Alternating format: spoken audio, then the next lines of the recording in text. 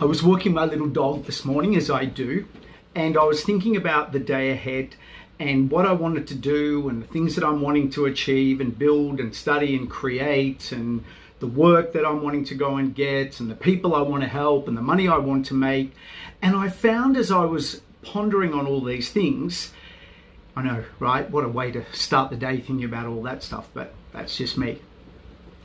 I find I've got this voice in the background and I call it like the enemy.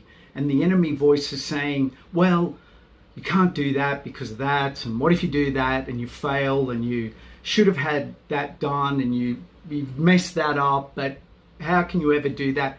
And I'm not saying it's all negative up here, but the voice of the enemy, I call it. And I started thinking, is this voice really serving me? And I'm not saying I haven't become aware of this voice before, but I was reminded of it again this morning. And I thought, to help me and to help you as we go on our journey to transform our lives in richer, wonderful, more fulfilling, happier, productive ways, is what would life be like if we gave up the voice, and does it even need to be there? And so would you like to know? Would you like to know if you've got a voice running in your head that could be stopping you, holding you back, keeping you stuck in the negative and keeping you feel trapped and held back? What can we do to give up the enemy? I believe it's this. I believe good comes from good.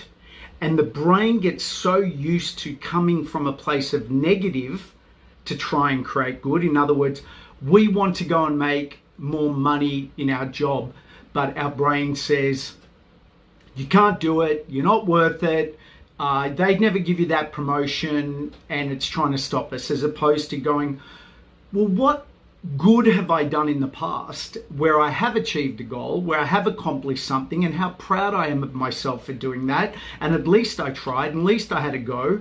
That coming from that place of goodness and positivity and self-care and support, I believe for me, as I shifted my mindset this morning, and when I've done this before, you feel so much better. You feel more confident. You feel more compassionate towards yourself. We feel more understanding. So good comes from good. So if we want to give up the enemy within, let's give up the self-judgment, ridicule, self-whipping, as I call it.